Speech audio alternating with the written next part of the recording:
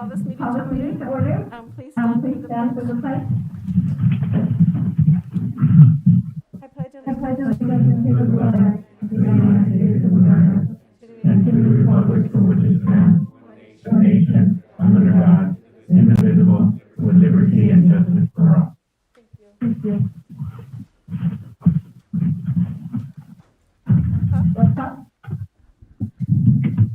Roll call. Roll call. Ms. Dong, Ms. Dong, here.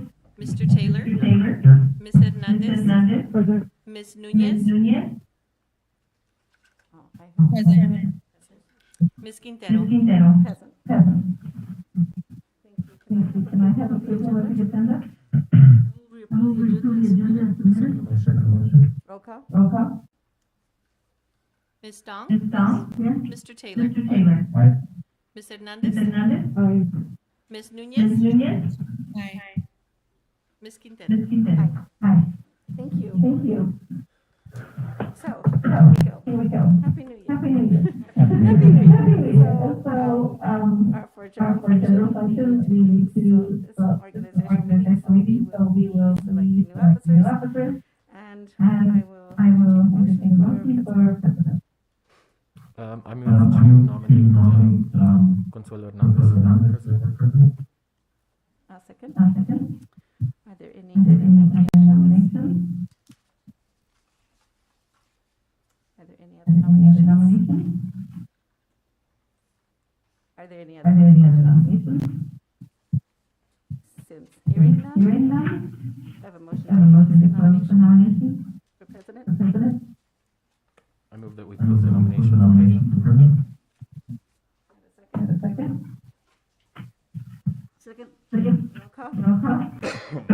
All those in favor of Consuelo Hernandez being president of Sunnyside School Board?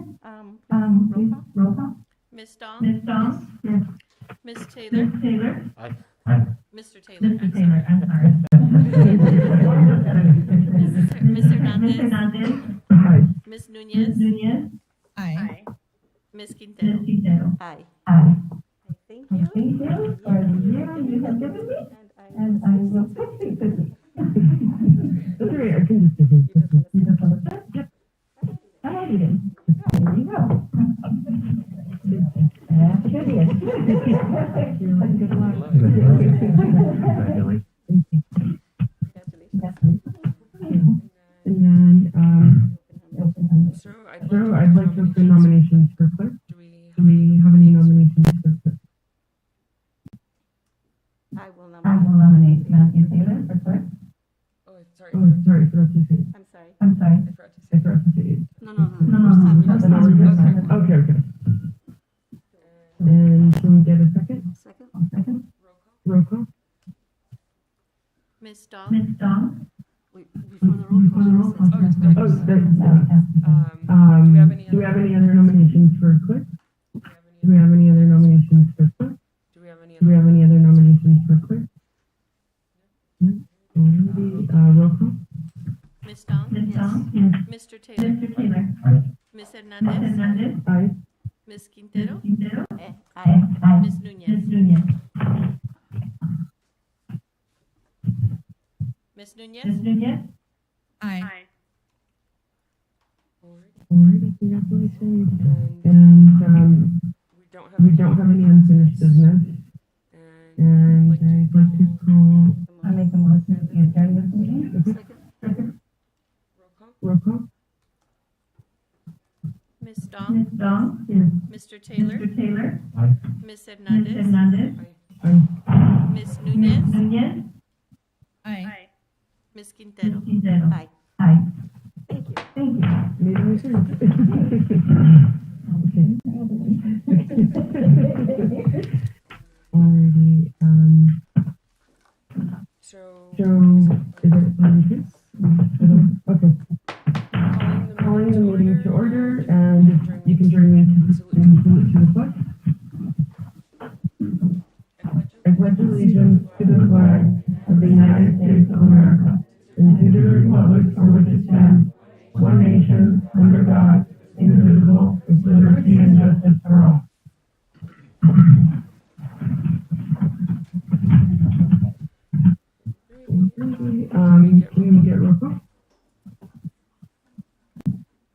Ms. Dong, Dong here.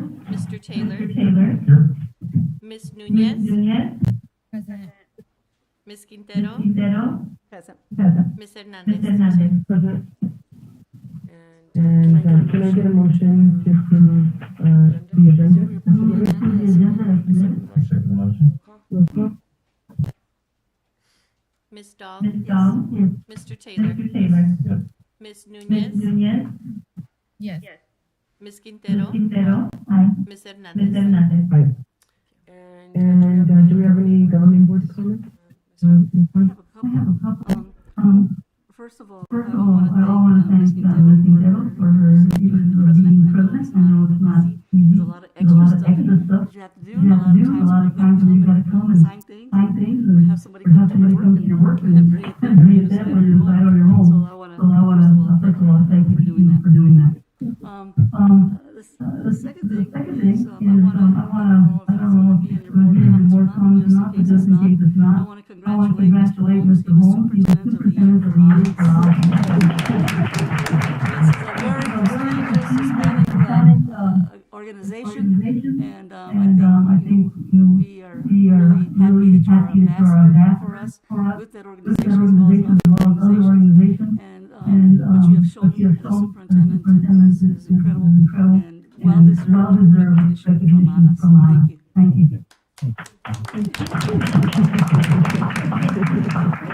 Happy New Year, everybody. Do you have any other board? Yeah, I just wanted to join this Dong and thanking Becky for her last year as president. For me, it was a very good learning experience having Becky as president because she really knows her stuff. So in that capacity, she will be missed. I don't know where you're going to sit after this. Not too far. So congratulate Mr. Holmes. Mr. Holmes, you did it. We knew you would.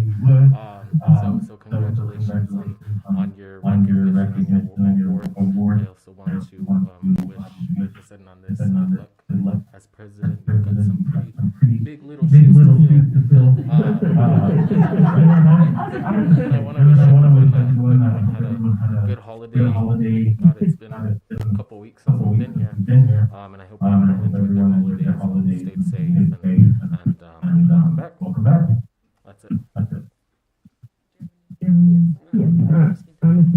Thank you, everyone. I just really appreciate it. I'm honored to have served you guys here. And I love everyone.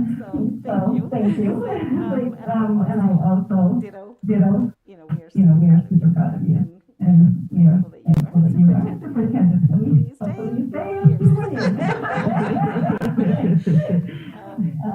and congratulations to our new president and fellow Mr. Taylor. And hope this year 2022 is super for everyone. Thank you. Ms. Ms. Nunez, do you have any governing board comments? Yeah, I just wanted to say welcome back to everyone and congratulations again to Mr. Holmes on his Superintendent of the Year. Very well deserved. And congratulations to Ms. Hernandez and Mr. Taylor in their new positions. And again, thank you, Becky, for all of your service as president. You've been such a great mentor. Thank you. And we're going to come with a broken record. I also want to recognize Ms. Quintero and her work because, as Ms. Dong said, it takes a lot of work, and a lot of things we don't see is the phone calls and the meetings and everything that it brings for that position. But seriously, thank you for being a mentor to all of us and for all of your service. And you're not leaving, you're okay. And Mr. Holmes, congratulations again. We're really proud of you and happy to have you here. And hopefully you can serve us for many more years. And welcome back, everyone. And can we get the superintendent? Absolutely. President Hernandez, the governing board members in the audience. We just got back from our AZ Auto conference, which was a really good opportunity to just see these wonderful superintendents and districts really showcasing all the work that they're doing, and equally important is is to make sure that we're also continuing to celebrate the good people in the districts that are doing work on behalf of our children. The Winter Association for Latino Administrators Superintendents took place actually in Maricopa, and we're very proud to see such strong Sunnyside representation all across our board members, with our employees serve as executive committee members, and co-chairs in the conference. I'd like to I'd like congratulate to Ms. congratulate Courtney Ms. Courtney Shadlock Shadlock from from Sunnysview Sunnysview Elementary. Elementary. Mrs. Shadlock was a recipient of the Ben Bottle Scholarship, which she can put to use towards an advanced degree in education. She's getting her administrative as well, so Ms. Shadlock, congratulations. And lastly, our And Desert lastly, our View Desert Visual View and Visual and Performing Arts Academy had the opportunity opportunity to showcase your talent at the conference. I want to I congratulate want to congratulate Mr. Mr. Nsila Nsila for his talented group of students who are students who are moving moving musical the drama musical forward. drama It was forward. just, It was amazing. it was They had amazing. a They young had singer young that singer just, that just like, I I had had seen I her, had she was like a she was like a pro. pro. So everyone's Very well very well represented there at AZ at Outlet. AZ So Outlet. So congratulations to those of you, Visual Visual and Performing Arts Academy. Academy. You guys did a wonderful job. I'd like to also Like also recognize that we have, yearly Greg Hansen has his top 100 sports figures, and this is for 2021. So each year they publish in theirs and daily there's star daily figures start for the the year. year. So I want to congratulate our very own athletes and coaches who made the list. Five of them are on the list. We have at number 15, Roman Bravo Young, Sunnyside High School alum, who is now Big Ten Conference champion. There's a 135 weight class. Number 30 is Sebastian Robles, Sunnyside High School undefeated state champion, now freshman at the number one ranked Iowa. Number 45, we have our very own coach Bonias, former U of A linebacker, now head Desert View High School coach, who's led this team to a record 10 victories, reaching the second round of the state playoffs. So congratulations to Bonias. Coach Leon at number 58, when Sunnyside High School won the state wrestling championship, it gave Leon his fourth straight title, and fifth for the Blue Devils since taking the coaching job 8 years ago. He's going to embark on his fifth in a row, getting us our 35 this year, that's for sure. Congratulations, Mr. Leon. And our very own is congratulating here at number 89, Ms. Aubrey Jimenez, in the 113-pound state championship. Jimenez became the first Sunnyside High School wrestler to win a state title. So she's just an amazing. She won the boys division at the Mile High during the break as well. To win 6 categories. So just talented young lady. I also would like to highlight that Roman and Aubrey also named All Sports Tucson 2021 Female Athlete of the Year and Male Athlete of the Year. So just congratulations to our Sunnyside High School, Desert View High School, and just Sunnyside champions in the sports arena. We also had our community cleanup. So thank you to the airmen and women of the 943rd Rescue Group for the community service. They recently helped clean up the area on Tucson Boulevard, so our students have a clean walking path to and from school. So I thought that was amazing. So thank you to our airmen and women who helped make that possible. Ms. Quintero, thank you for your service too as a president. Again, like Ms. Hernandez said, you're not going anywhere, so you're good. You're still here. We're not. So you're good. You're still on board. Just make sure for the record, people out there who are confused, don't be confused. You're still on the board. And congratulations, Ms. Hernandez, for your presidency, and Mr. Taylor for your clerkship. It'll be wonderful working with you. Thank you. That concludes the superintendent's report. And We had a recognition tonight, but one of our students was sick, so we're going to have to reschedule that. Yeah. And now we have our general function.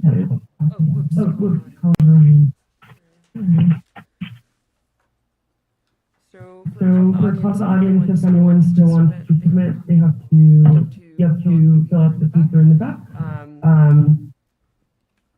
But the consideration, discussion of comments and concerns from the public, those wishing to address the governing board on items on or not on tonight's agenda may do so at this time. Speakers are requested to hold their comments to 3 minutes in accordance with Arizona Open Meeting Law. Board members may not respond, comment, or ask questions of speakers regarding issues not on the agenda. I'll just read the norms very quickly. We have We have two two for for the the audience. audience. The norms here, just set a good example for a student. Communicate Communicate respectfully with your words, tone, and body language. Respect Respect others by listening to their comments and points of view. Professionally disagree when communicating different points of view. And And focus your comments on specific issues without using individual. And we And have the first one, Miss Yolanda Vera.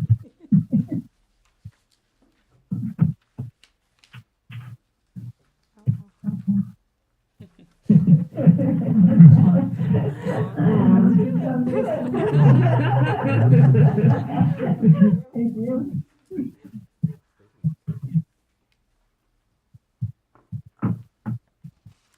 Good evening, board members, and happy New Year to you. My name is Yolanda Herrera, Generation to Sonin, and second generation Sunnyside High School graduate. I'm not going to make you cry because if you do, then I do. I'm here to honor my younger sister. Normally, I tell people she's my older sister. But today I'm guessing she is my younger sister.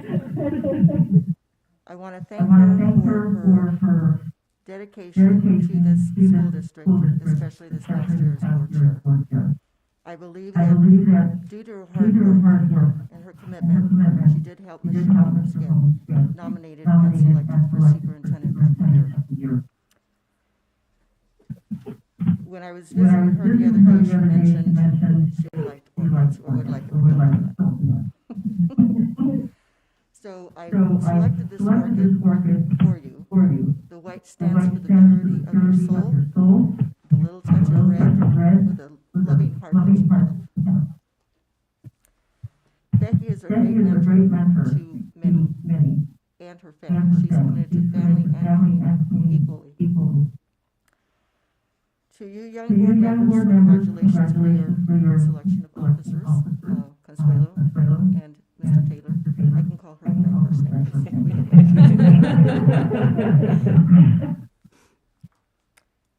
So to the young board members, she has been a great example for you. Hopefully you will honor her by following in her footsteps, always coming prepared to do your best for our district. And finally, I apologize for my attire, as I just got off work with 3 points, working outside Mr. Cruz, you know how hard that work is. And it was more important for me to get here on time to honor my sister than it was to look like, you know, like I stepped off the runway or something. So thank you very much, Becky. Thank you. I love you.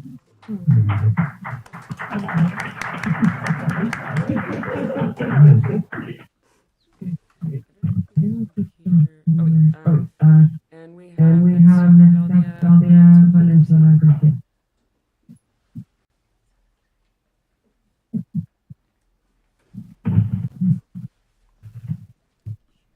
Good evening, Madam President, Superintendent Holmes, and dedicated members of the board. My name is Claudia Valenzuela Garcia, and I'm joined here today by Desert View High School head coach Matt Garcia. We're here today on behalf of Desert View Baseball and Softball to proudly announce that after our application review, both Desert View Baseball and Softball have been selected for the award of the Chase Your Dreams Grant presented by Chase Bank and the Arizona Diamondbacks. We are thrilled to inform you that each program will be receiving a total of $5,000 in donated equipment and training tools to better train and develop our student athletes. Together, both teams will receive a total of $10,000 valued under the terms of the grant. Our student athletes have been working hard on and off the field to prepare themselves to be college, career, and community ready. We strongly believe this award is a great reward for the many hours of work and dedication that these athletes have committed to. We are proud and dedicated of these athletes whom we serve that have stepped up to the challenge of becoming active members of our community and their community. This year alone, our athletes have supported our local Sunnyside community in various ways, such as volunteering for the holiday food box distributions, sponsoring a canned food drive within the team to support the Sunnyside Foundation, and also volunteering at community events such as the Esperanza School Trunk or Treat event, in addition to other community events. It is great pride that I say that we are proud to be part of the greatness happening at Desert View High School, but even more so to be a part of the Sunnyside community. DVHS baseball and softball are both proud to be Sunnyside strong. Thank you.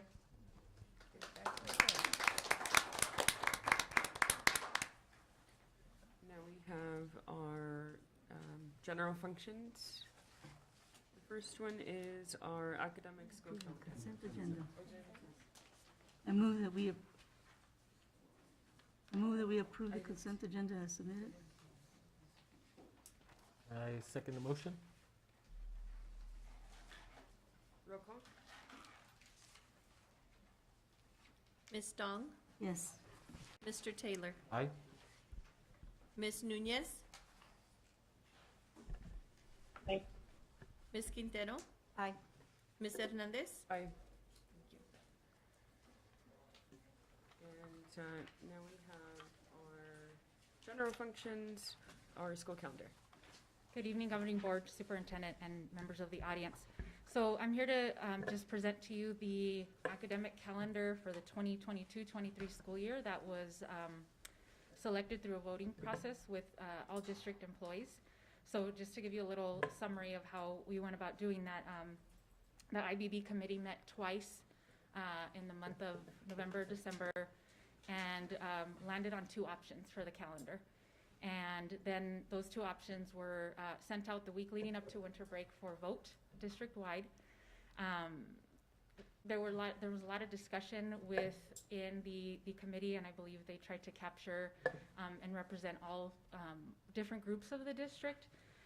And the reason we landed on 2 options were primarily to try to address the high number of absenteeism the day before the Thanksgiving break, which is why you'll see the calendar A that got selected does give that day off to non-contract employees. And so hopefully that's, hopefully we'll see some good results with that. So there were a total of 628 responses received through that voting form, and 433 respondents selected calendar A, and 196 respondents preferred calendar B. So overwhelmingly, calendar A was the one that was selected based on the voting results.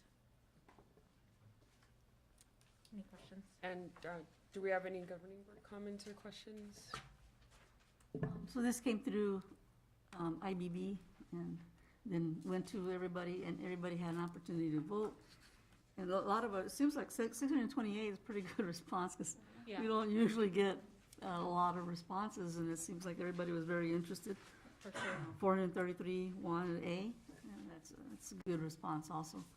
So at this point in time, it seems to me like it's the one that our staff wants. And so if there's no other questions, I'll go ahead and make the motion. Sorry, I'm so used to looking at her with her being there. It's like, you know. So, You can say that, that's okay.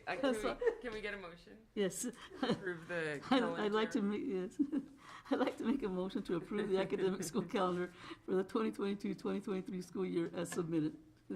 Can we get a second? I second. Roll call. Ms. Dong, Yes. Mr. Taylor. Aye. Ms. Nunez. Ms. Quintero, Aye. Ms. Hernandez. Aye. And now we have the Native American program update.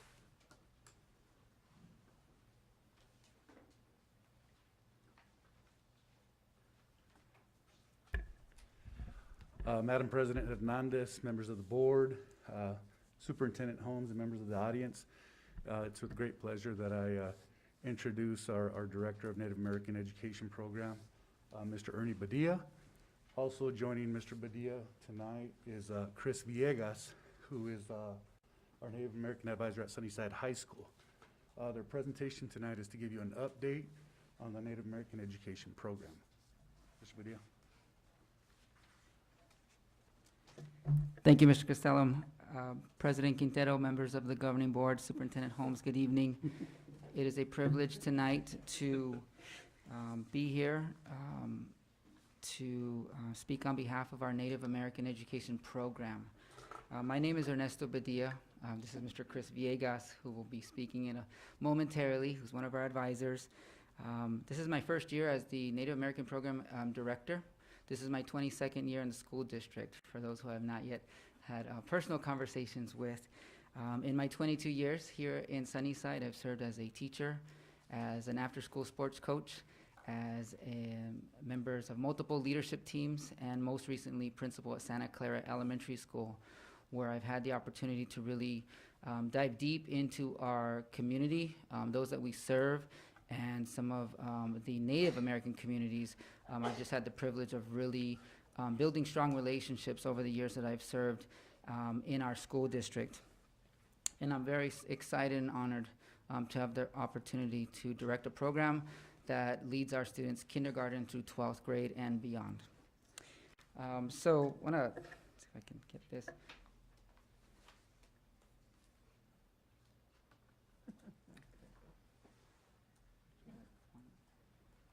There it goes.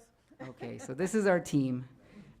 Very privileged and proud to be a part of this group who are very dedicated and committed to serving our Native American students at high levels.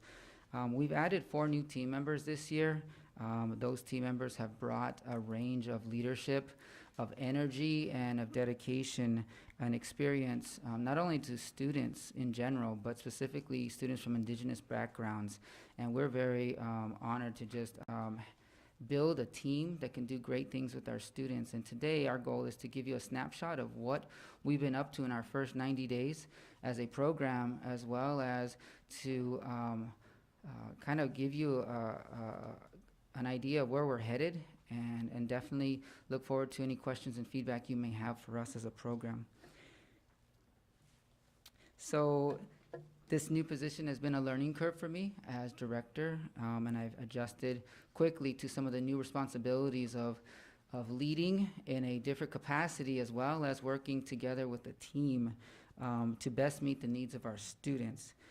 Part of these duties include recruitment of a team. You know, we're only as good as our players on the field, and to have the ability to bring on team members that added to the quality that we're looking for, to give our students the best possible interaction when they're meeting with our Native American advisors, is a key goal of mine as director, and also facilitating team building and individual learning opportunities. How do we continue to grow as a team? How do we continue to evolve to meet the needs of our students? That is a big focus of our team.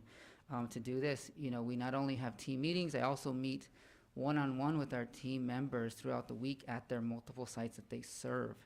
This has been an opportunity to have one-on-one conversations with each team member to see how I can best support them as a director, as well as maybe some of the trends that are happening on their sites. And it's led to a lot of great dialogue, collaboration, and ideas. And that's what we're trying to promote, is ways to improve and to get better, and to deliver the best service to our Native American students.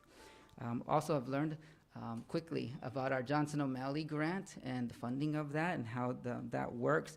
And in conjunction with our Johnson O'Malley Parent Committee, holding monthly meetings with our parents has been an important step in engaging our families so they can be a part of our growth and progress. Also collaborated with our community partners.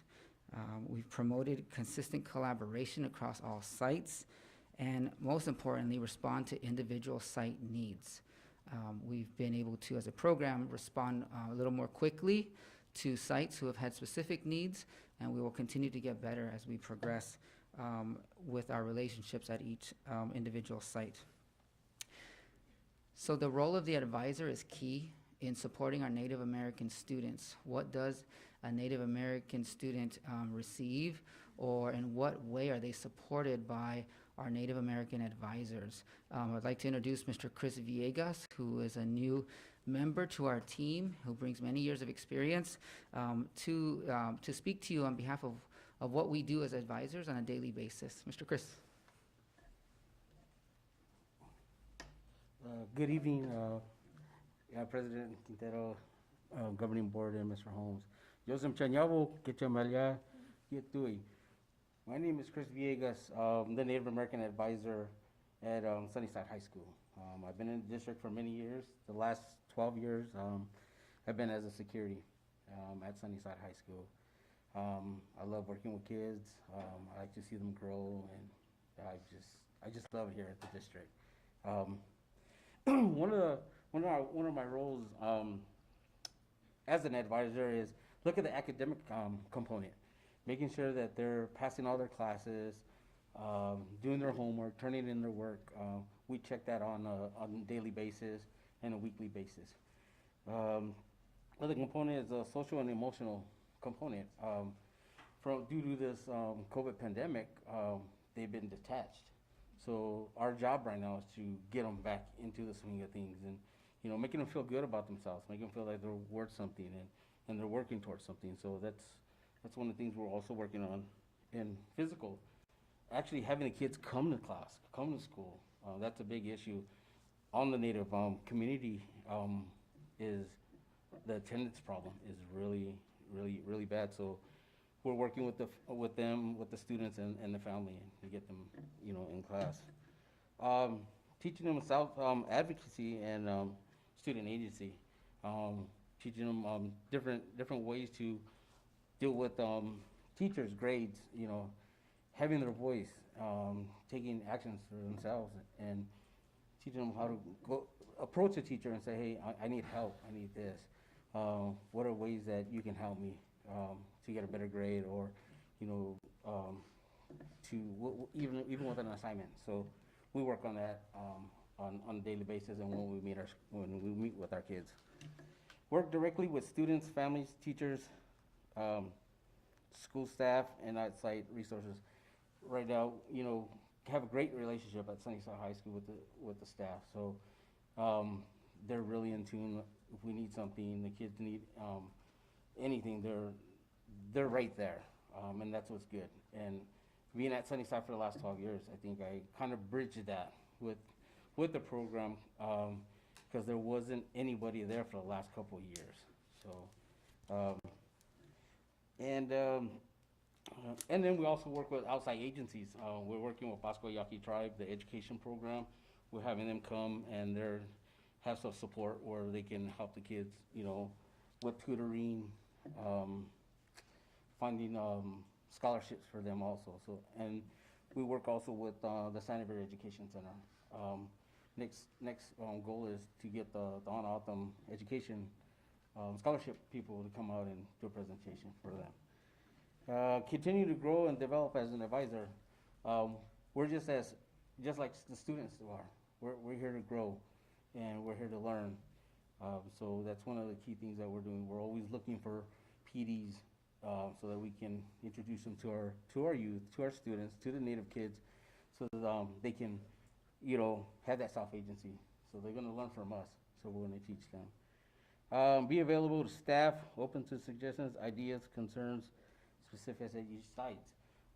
Every site is different. Working from the elementary to middle school and high school, we have to have that communication open so that we can better assist our students. If you take a look at the picture on the right, on the bottom right, that shows all of what is listed as an advisor. That's a young gentleman who was having a hard time coming to school. His grades were low, feeling down about himself. Sitting there talking to him for a good 45 minutes and explaining everything helped the student turn around. He hasn't, I think he missed the last quarter, he just missed 2 days. Previous that he was missing about 15, 20 days of school. So by us, performing our duties, helped this young gentleman. So, thank you. All right, thank you, Mr. Chris. And again, you can see the goal and the focus of improving our interaction with our students and how that's becoming more narrow and using data to drive what we do. We'll get into that in a second. This is just an organization flow chart of our team.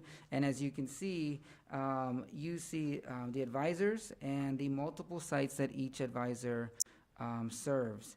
So each of us are at 3 sites minimum, And this has been something that has been an adjustment as we prioritize needs so that we can be visible and present at every school. Again, this is flexible, and team members know to be ready to support one another. I wanted to just give you a little snapshot of where we are at and how we best serve our students at each site. This is kind of another way of looking at our student enrollment data in our school district as far as how do we determine how many students are at every site. So this is just something we have shown all the schools that we've presented at how many numbers of Native American students are in their building, and that's been a great first step to making them aware that our program's here to support them, as well as the advisor that's assigned to them and their contact information. And this is just something that we've been making transparent to all of our schools. As you can see, as you go down the list, this is how we get to the total of 1,042 students, Native American students in our school district. Again, if you notice, our higher populations are in our high school levels, as well as at Santa Clara Elementary, and we have multiple advisors serving at the high schools to support that overflow so that we're there to support our students. A next step to this is to share this data with our teachers so that they know in each building who those students are, and that's something that we've been communicating with each site as we've presented to them. So this is a map that we've shared with our sites that we've been presenting at, as well as with our students. In case you're not aware, there are 22 federally recognized tribes in Arizona. If you notice where we're at geographically, you know, the two primary tribes we serve are from the Pasquayaqui tribe as well as the Tohono-O'odham Nation. This is another way to see how our distribution is across our school district by tribal affiliation. You can see 48% of our Native students are from the O'odham tribe, Tohono-O'odham tribe, as well as 35% from the Yaqui. The 13% of other, that's a combination of outlier tribes that have maybe moved to Arizona, as well as some students who are still determining tribal affiliation. That's been a big project, a process for our team to help families connect to who they affiliate with and how we can get verification of that. We also have Navajo and Apache and Hopi representation in our school district. So I thought it would be great to kind of take a look at how that breaks down in our school district. So as I transitioned into this position, it was a priority to identify and focus our priority needs. As I've learned as a site leader, we cannot attack every area at the same time.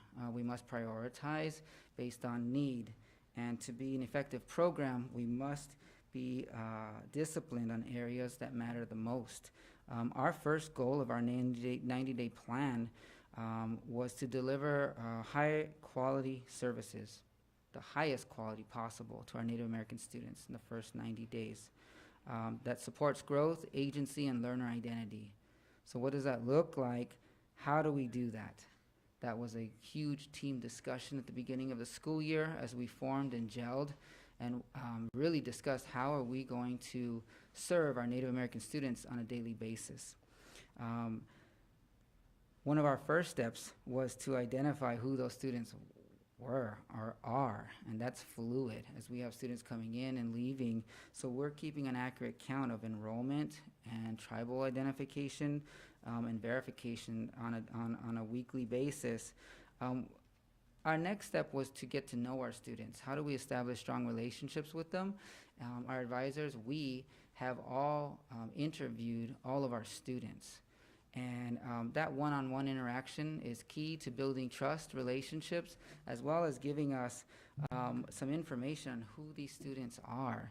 I want to just give you an example of this interview and what does this look like. You can see we ask them in a sit-down one-to-one what their name is, as far as what school they go to.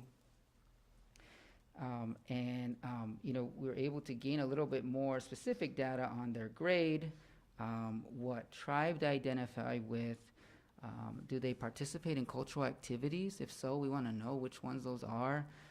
What area at school is most challenging for them? What are some areas of strength?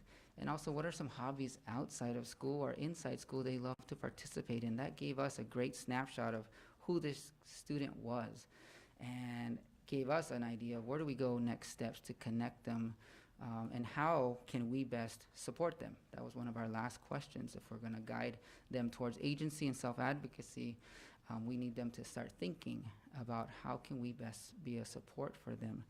If the student was in high school, we actually added a second page to this. Again, this just goes to the collaboration of our team and strengths of thinking, how do we continue to improve even in the moment, right now? How do we get better at getting better, more detailed information to support our high school students?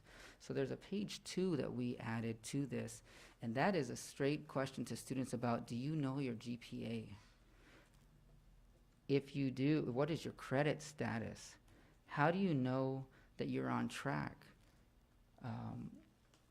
Are you college bound? Is that something that's on your mind right now as a 9th, 10th, 11th, 12th grader? Workforce interest. What's something that you want to do? What's a career you're thinking about right now? We know as being college students how much that can change, but hey, let's start thinking about it right now. What certification program might you be interested in? And this really leads ourselves to the CCP programs. All the opportunities are at both high schools to best connect the student to something they're genuinely interested in. And that was a big focus for our students at the high school level. And we have all this data now, baseline, that we can now start moving with when we interact with the sites or specific programs that we know a kid has shown interest in. So, get back here. A second step was to involve our families, to this process. What are families' needs? What are their concerns? What are areas that they are currently, needing to voice? And how can we connect them to that highest quality attention for their child? So we've spent some time, building relationships with families, and just want to highlight, our parent committee as well as our monthly parent meetings. We've had no less than 30 families join every month since the beginning of school year for our monthly Native American Program Parent Committee meetings, and it's been great dialogue. If you've been in one, you know it is very common for me to just let the families know, unmute, let's speak, let's have voice, let's have a platform for questions. This is not a direct instruction hour. That's not what this is going to be. It's going to be discourse, it's going to be dialogue and collaboration. How can we continue to grow, gain your feedback to be a better program for your child? That's what they hear us say, and that's just the direction we're going to involve our families. So we also have worked hard to build our community partnerships. We are well aware that we're not the only advocates for our students.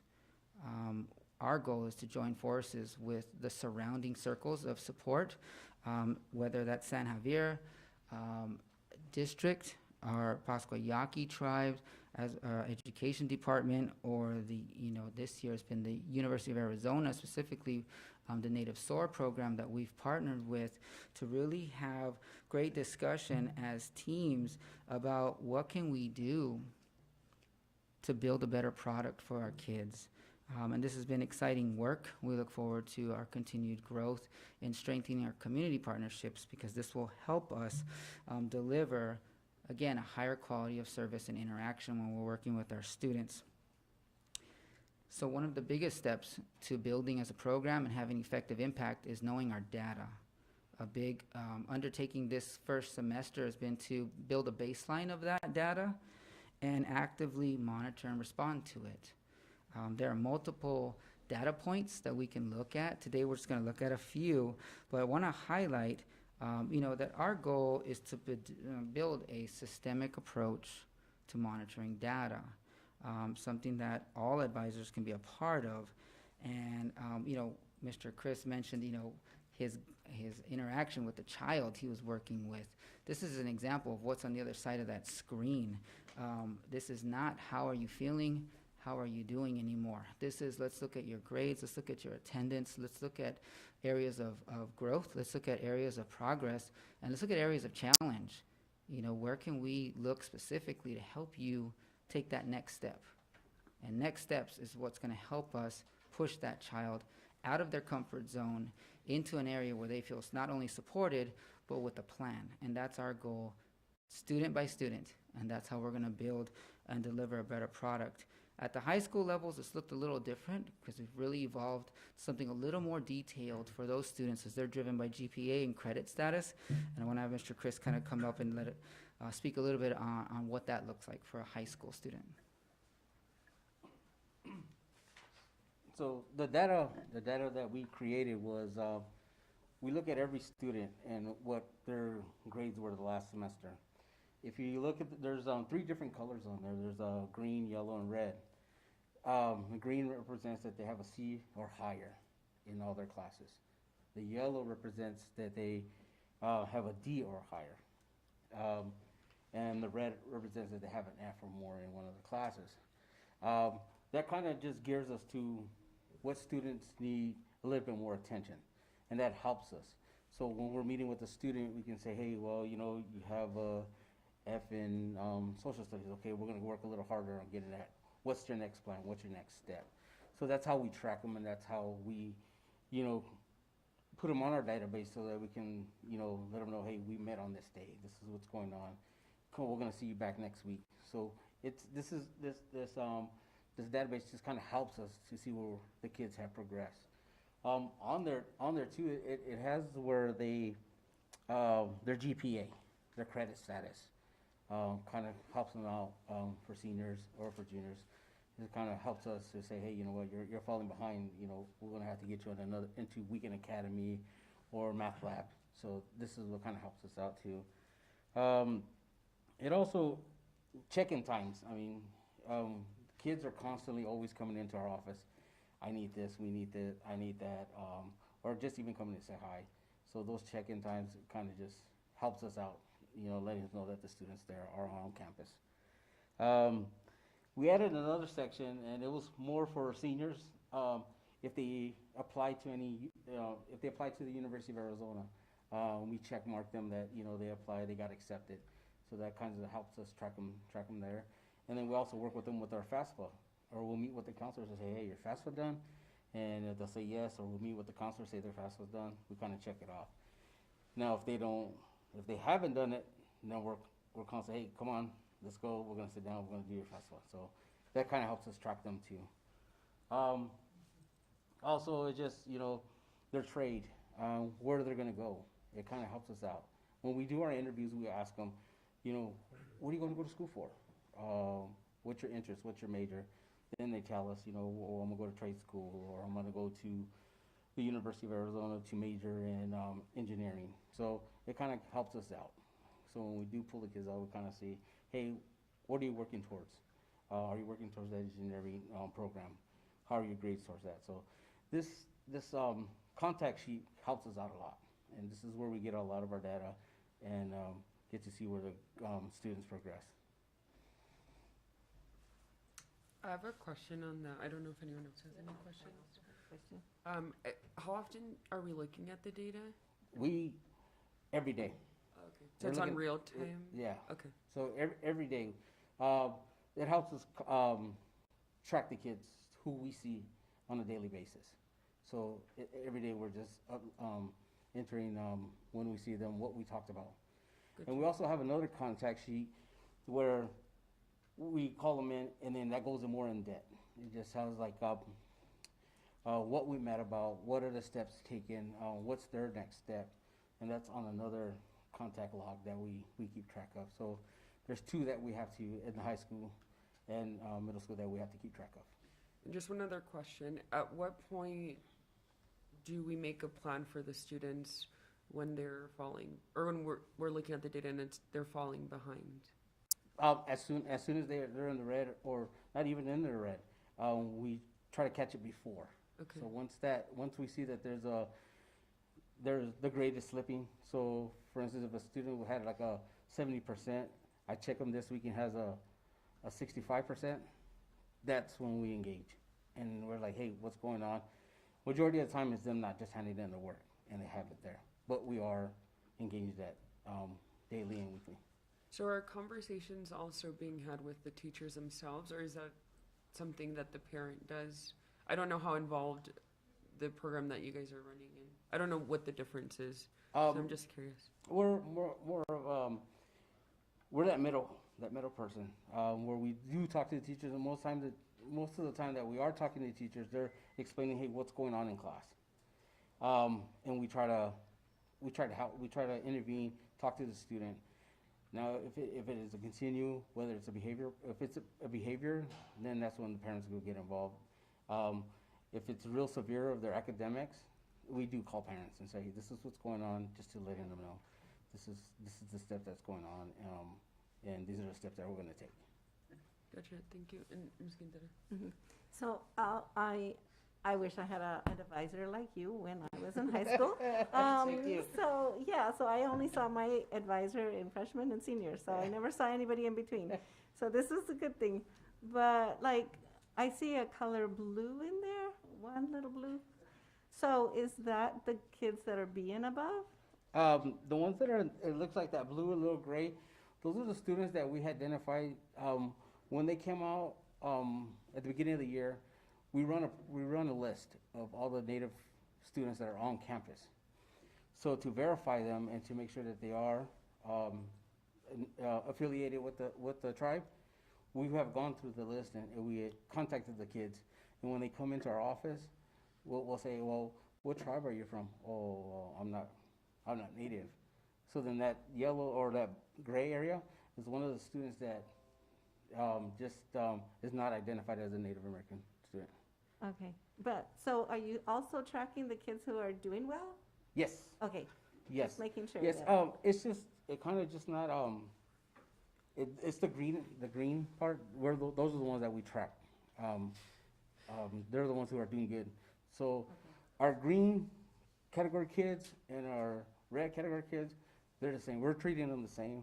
Okay. It's just more, we're just setting more of a plan for the ones that are in red. Awesome. Okay, thank you. Good job. And the also good thing that we're doing right now is we're working with our ACOs, our athletic compliance officers too. And we have created our own data, our own spreadsheet to keep track of all the kids, all the students that are on extracurricular activity, whether it's band, football, soccer, wrestling, basketball. And we put them in a form and we track them every 2 weeks when they have the eligibility check. So that's one thing that we're also doing too, is we're working with the ACOs to make sure that all our students are at a C better, at a 2.0. And during the winter or the fall sports, 16 out of 17 kids were eligible, and they lasted all year long, through the whole fall sports. So that was good. So that's how we keep track of all our athletes on campus. It may be too early because it's January, but does the program have a count of how many students have enrolled to the U of A or have at least applied? As of right now, Sunnyside has 5 that have been admitted to the U of A. Maybe 12 have applied for them, but they didn't get nothing back. It could happen within the next month or two. Some of the kids that haven't applied to the U of A, they're looking at going to Pima. They're the ones that have a lower GPA. But we're still encouraging them to apply to universities because they have some extra stuff that could help them boost up, boost their GPA or even their chances of getting into a university. Thank you. Does anyone have any other questions on this topic? I'm going to wait, I think, until the end, because I have stuff that went out from the beginning, so not just in this one area. So I'm gonna go ahead and wait. And I just have one comment. I also, just like Ms. Quintero, had a really bad experience. I mean, I'm an alumni from the district with my counselor. and it's pretty personal, but I didn't have the best GPA in high school. It was only until I started track and cross country. But I just want to say thank you, because the work that you're doing is so important. The work that all of you guys are doing. I never really, if I didn't have parents in the picture, my parents, I'm not sure that I would have gotten encouragement from anywhere else, because I didn't have that experience. So I appreciate you still encouraging our students who have lower GPAs to still apply to either community college, trade school, or university, because I was basically told no, and I'm finishing up my master's right now. So anyone can do, I mean, that's how I feel, is anyone is able to do it. Some people just need some encouragement or to hear that. So I appreciate you being that for our students. Thank you. Thank you, and congratulations. And Yeah, yes, thank you. and I mean, I had the same experience, so that's why this is my passion. This is Yeah, why I thank do you. what I do, and I encourage them. I was felt that way too, but I'm not gonna let these kids go by.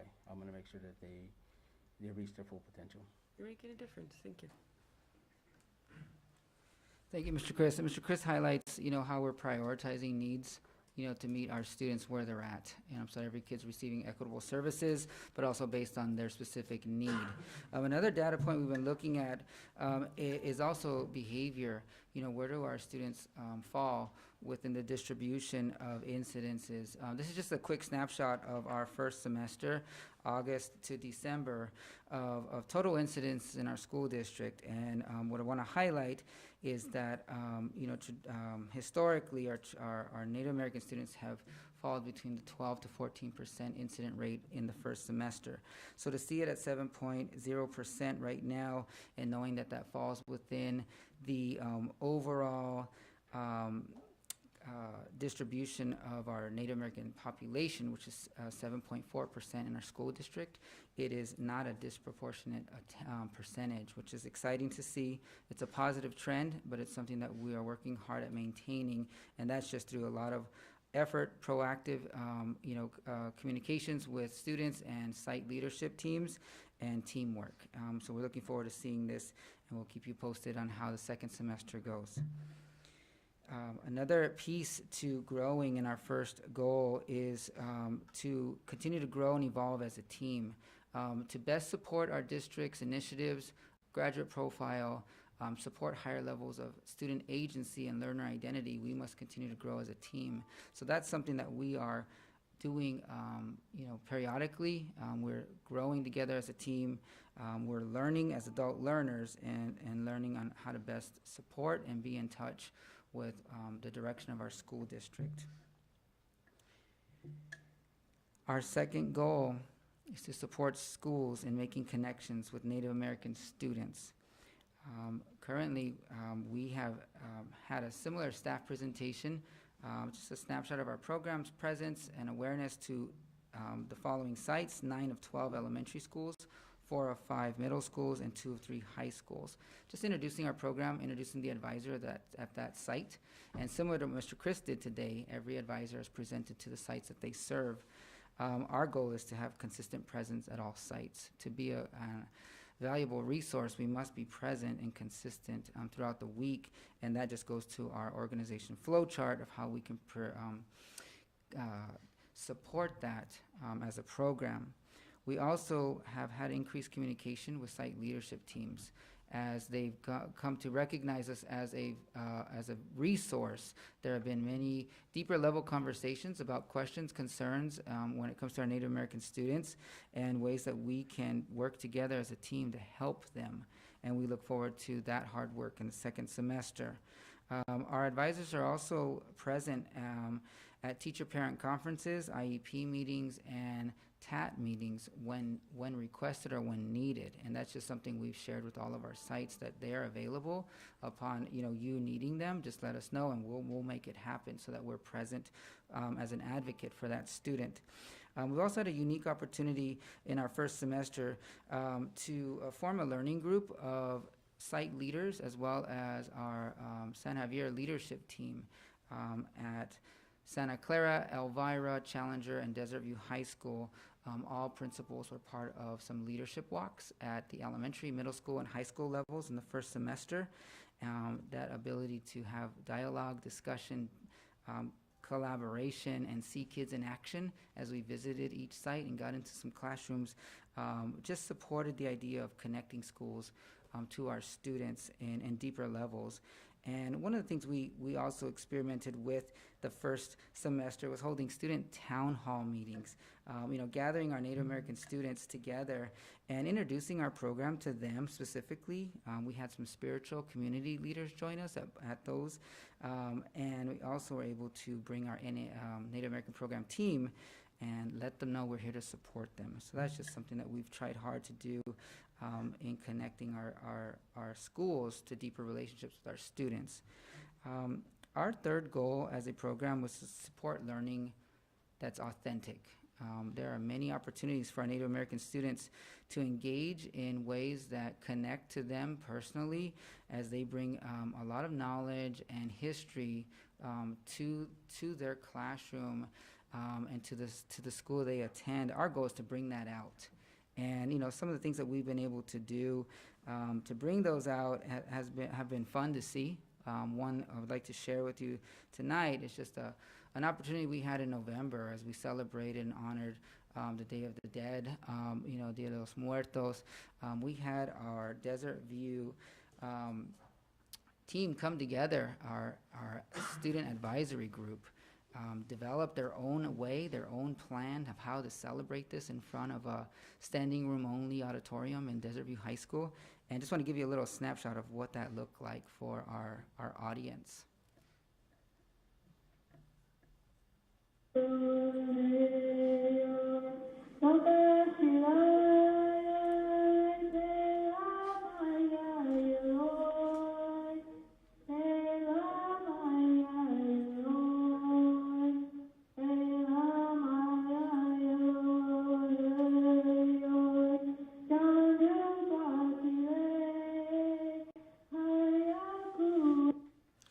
So you can see just a huge opportunity for our kids to share their unique story, their culture, their language with our schools. And it's just a small example of what's possible when you give students a platform. So our program's excited to continue to do that.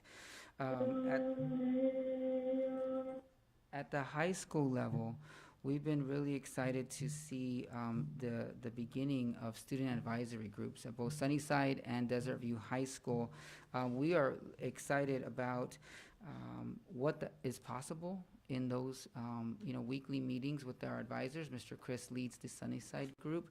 Ms. Felicia Espinosa leads our group at Desert View, and they've just had the opportunity to just discuss, dialogue, and come up with ways that they would like to better be a part of the school they attend, and that's a huge opportunity for them. So we've been excited about that. Going into the break, we had, celebrated a traditional time for our Native American communities, which is storytelling.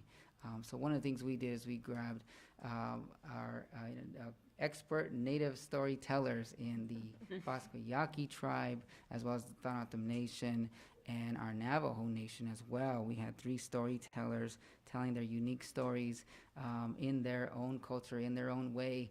And it was exciting to see, over 40 families join that event and just be a part of some authentic learning. So these are some things that we're trying to infuse into our, interaction with students throughout their school year so that they can feel connected and be a bigger part of what we're trying to lead them towards, which is academic success.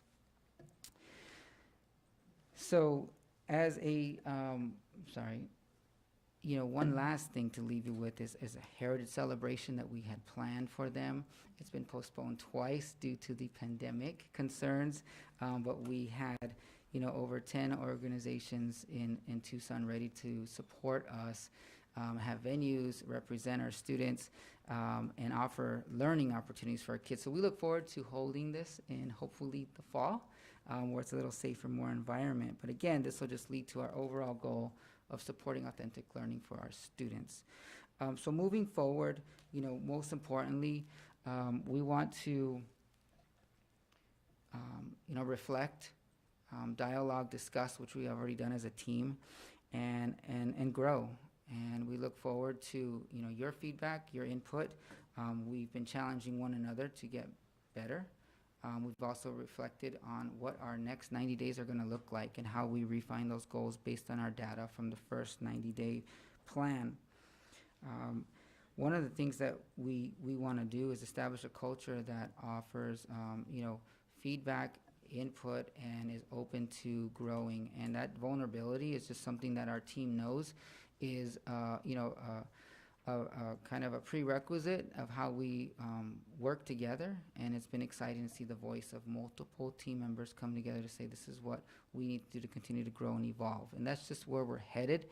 And want the board to know that our group is and our program is very passionate about what we do. This is very personal to us to see the success of our Native American students, at the highest level, and most importantly to deliver a high-level service that is an improvement of the way we interact with our students when we meet with them, and the interaction between the two, the advisor and the student, that leads to reflection, that leads to growth, and that leads to their, stronger level of agency and identity as a learner, and that's a big goal for us. So I want to thank the governing board for your time and the opportunity to present this evening. And right now, just want to see if there were any questions that we may be able to answer, or that maybe we've already answered. And if we don't know it, we'll write it down and we'll get back to you. Ms. Dawn, do you still have a question? Yes. First of all, I want to thank you, for all that you're doing. I'm hearing nothing but great things from staff and from parents. They're really loving all the things that you're doing and getting involved with. And they feel like it's really growing, and you've done a fantastic job. I know you just started doing this, but the things that you have all accomplished in this short amount of time is incredible, and it's really being taken note of by the staff that is out there. It's kind of, to me, kind of like a New Start kind of program where, when you go to the U of A, you get lost, but then there's somebody there that you can always go check in. You said they check in with you, they check in, they feel comfortable checking in. And with New Start, it helps you get past that freshman year. And it seems to me like this is helping them get through, their high school years, because they have somebody now that they can go to that knows a little bit more about, some of their needs, because you have all that data in front of you. I love the tracking that you're doing, the data that you're doing, because it's really critical. Looking at the details is the important first step. So, before you have a GPA, but you don't know why the GPA is at this point. But you guys are seeing, okay, it's history that is bringing this GPA down. And, you're so detailed that I think that detail is what's helping you guys be successful. It's not the overall GPA that's the problem. It's math, it's language arts, whatever it might be. So you're addressing that specific thing. And I think it's critical the way you're doing it, how you're looking at the details of each child, not just the overall GPA for Native American students at Sunnyside is such and such. But for Johnny, it's because of his history, that you have to take a look at. And I think that's what really is helping you too with making sure that they do well. So I think the questionnaire that you have is incredible. The one where you're asking all those questions at the beginning to get to really know the person. Because how can you help them unless you really know what truly is going on and who they truly are? I believe highly in intakes. When you do an intake, you find out so much more about the person, so then you can know how it is that you're going to be able to need to help. Because they'll answer questions in a way that you'll be able to know, this is what's going on here with that questionnaire. And that you added to the seniors, to the high school, the extra questions about the U of A's and FAFSAs and all that stuff, and all the things that you added into that second questionnaire, I think is really going to be a big support to them, because you'll get to know even more deeper, what it is that they might be needing. What are some of your strategies for absenteeism that because that's one of the biggest problems. I know working at juvie, I knew that the majority of my kids, the reason they were doing so poorly in school is because they weren't in that seat. They weren't there every day. they were absent so much that by the time they finally got into that seat on a Wednesday or a Thursday, they felt so lost. They felt that it was them, that they couldn't understand things that they didn't know how to learn. And they were wondering how on earth they were learning so much in my class. And I told them it wasn't because all of a sudden I did something magical and you're, brighter. It's because you're there Monday, Tuesday, Wednesday, and Thursday. Where in the high schools, you're not. And that's why you feel lost. So what are some of your strategies in the absenteeism area? Thank you for your question. Ms. Dong, one of the things we've done, with this first semester is be flexible with some of the reasons why students have been absent. That's been a huge anomaly to the past couple years, Right. Whether they're tested positive, whether they've been close contact, whether they've been, staying out of precaution to test. These are all factors and variables that are all on the table on a daily basis for all students.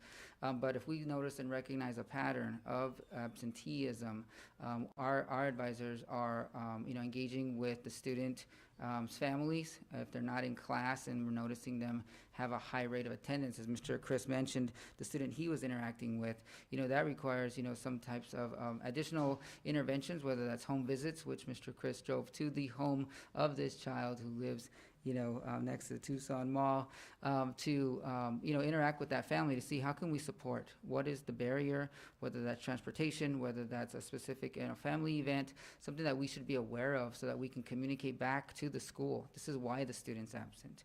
And that has just been, a huge awareness at this school year specifically about why kids are absent.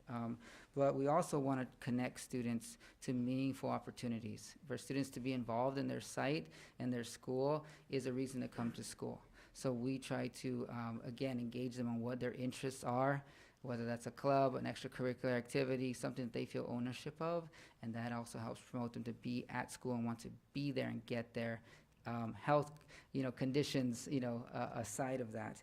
And then also, providing some incentives. So, for example, we recognized in the first semester every student in our program who had 90% attendance or higher. And I believe we had over 400 students who achieved that award from us, as well as certificate that each advisor presented to their students. So these are just some ways that we've attacked proactively to address and recognize those that met the goal, as well as digging in on some of the reasons why students are absent. Just a thought here. When my children were going to school, we had something called School Plus Jobs. And I don't know if you guys are all kind of young. You probably don't know about that. But what would happen, and it helped really a lot with attendance and with getting their grades stabilized, was that we would give them, we had money from the county and the city, and we would give them jobs around the school. So they didn't have to go to McDonald's till midnight.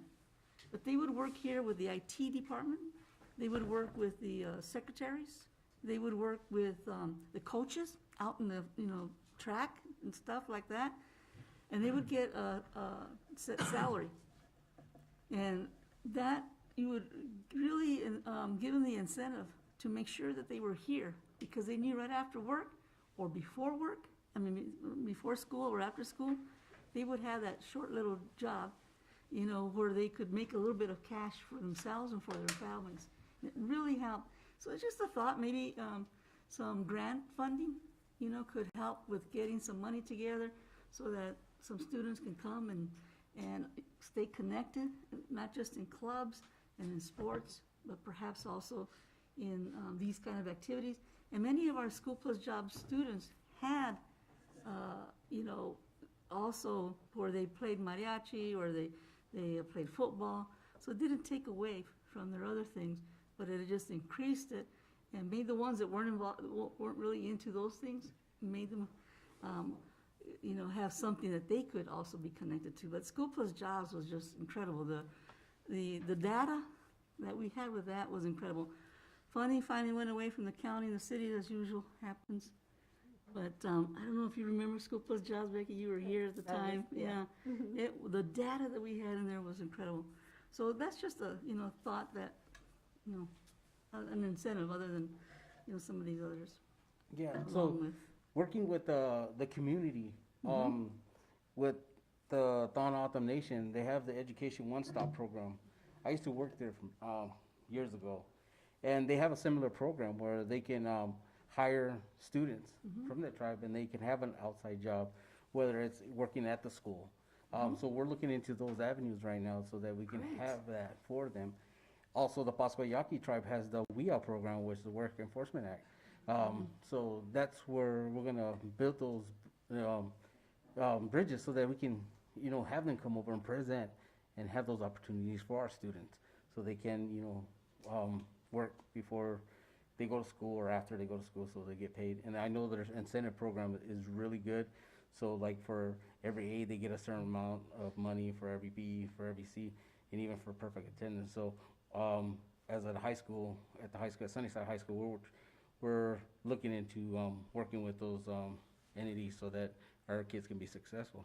Yeah, and it doesn't interfere with their academics, because it's No. not like you go to work at a fast food or someplace outside of the school where you work all kinds of hours and get home late and, tired doing your homework.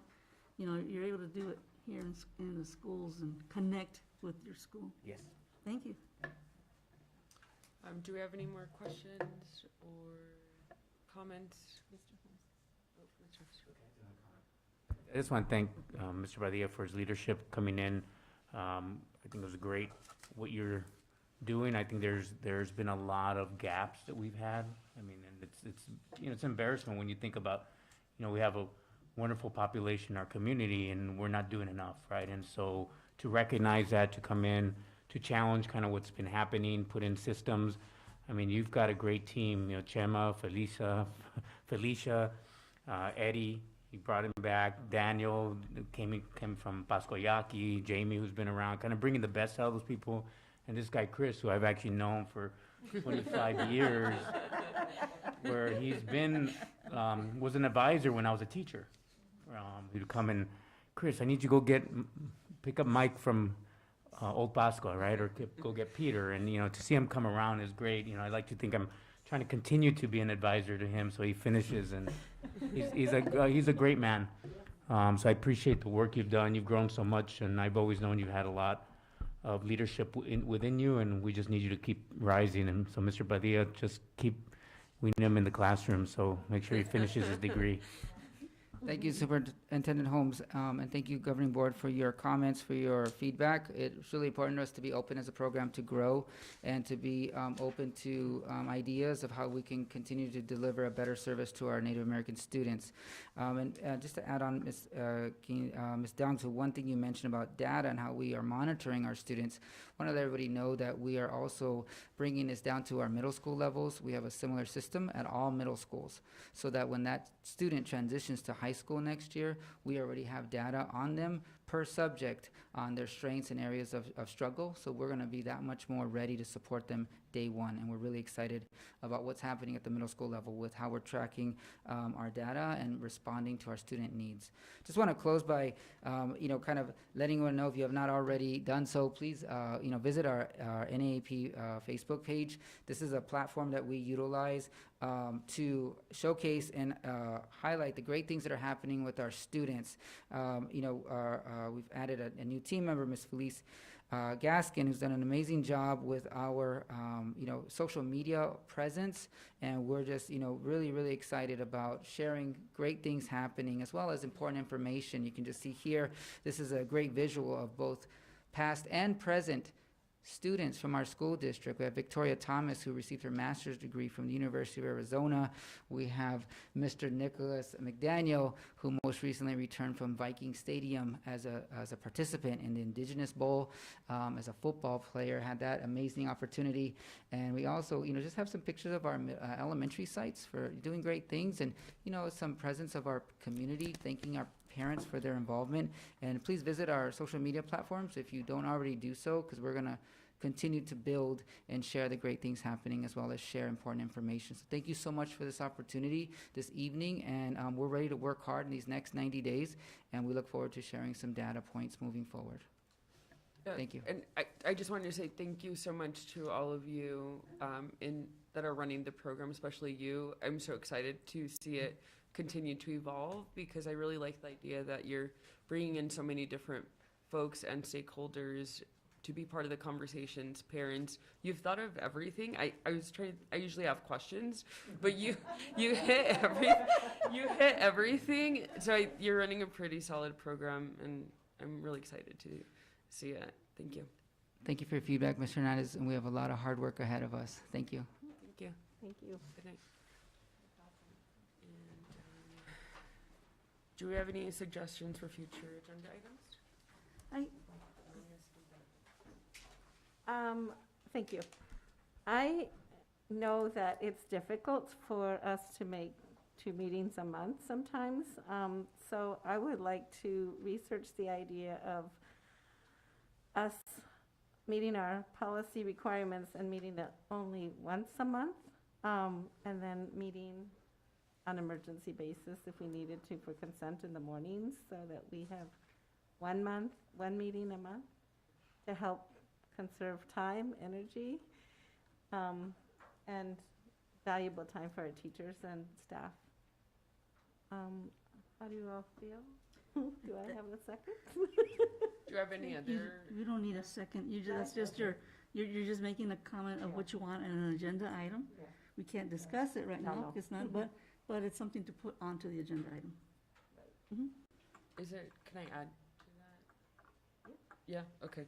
And if we can also circle back and explore what we had discussed a few months back of over the summers, try to condense as many. I think this is a start. Obviously, I'm not going to comment. Okay, but if we can circle back with that of trying not to meet over the summers, because everyone obviously has a life, so we can put that on the agenda as well to have a discussion around it.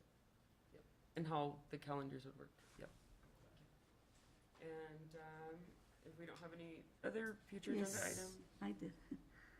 Oh, sorry. Yeah, that's fine. Okay. First, we just got that the auditor's report, which was really good, really informative. I don't want a really deep dive, like you always give us a really good deep dive. What I really want from you is just a general presentation that will tell us a little bit about what we are looking at as far as all the funding we got this year versus what's going to happen next year. How stable are we with our funding right now when it comes to all the different things, whether it be operations or whether it be, staffing, all those kind of things. Not like the regular when we have the budget items, but just a general overall feeling, because we won't, as far as the ESSER funds are concerned, how are we going to be utilizing them? Can we, and how are we going to be as far as stabilization, with the loss of students is basically what has still me concerned, because we're going to be getting less funding from the last, but we got the ESSER funds, but that's only goes so far. And, we're not going to be having them every year. It's not like an override or a bond or something like that. So if you could tell us a little bit about that, that would be great. And then also, this is the first time in a zillion years that I missed the ASBA annual. So if you could give us a report on some of those sessions, I would really love to hear, some of the breakouts that they had and what are some of the things that were spoken about this particular year with all this stuff with pandemics and everything else. That'll be all. And do we have any other suggestions for future agenda items? No? Alrighty. Can I get a motion to adjourn? I'll make a motion to adjourn. Second the motion. Roll call. Ms. Dong, Yes. Mr. Taylor, Aye. Ms. Nunez, Aye. Ms. Quintero, Aye. Ms. Hernandez. Aye. Meeting adjourned. Thank you.